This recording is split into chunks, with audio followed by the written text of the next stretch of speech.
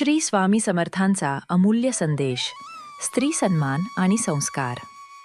श्री स्वामी समर्थ सांगतात, जीवनाची खरी ओळख ही आपल्या संस्कारांतून दिसते आणि त्या संस्कारांची खरी गुरुकिल्ली म्हणजे स्त्री.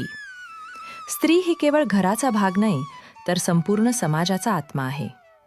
तिच्या हातूनच संस्कार जन्माला येतात. तिच्या विचारांतून मूल्यांची पेरणी होते आणि तिच्या वागण्यातून पुढच्या पिढीचं भविष्य घडतं. आईच्या मायेपासून ते मुलीच्या निरागस हसण्यापर्यंत स्त्री प्रत्येक रूपात जीवनाला अर्थ देते. जिथे स्त्रीचा सन्मान होतो, तिथे धर्म, शांती आणि समाधान नांदतं. स्त्री सहनशील आहे म्हणून तिला दुर्बल समजणं ही मोठी चूक आहे.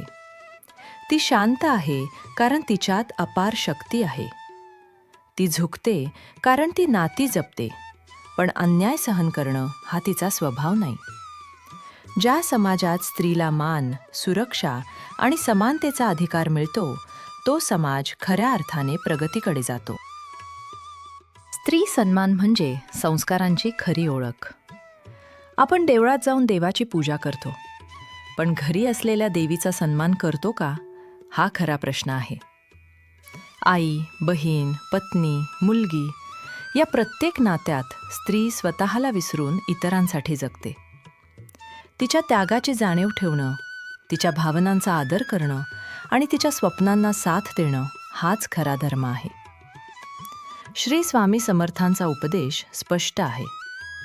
स्त्रीला केवळ जबाबदाऱ्या देऊ नका, तर अधिकारही द्या. तिला केवळ सहनशीलतेचं उदाहरण बनवू नका, तर तिच्या शक्तीची ओळख करून द्या. कारण स्त्री सशक्त झाली तर कुटुंब सशक्त होतं. कुटुंब सशक्त झालं तर समाज सशक्त होतो आणि समाज सशक्त झाला तर राष्ट्र उज्ज्वल होतं.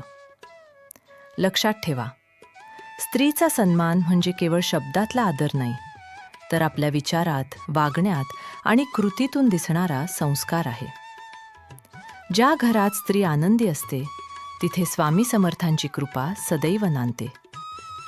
श्री स्वामी समर्थ महाराज की जय.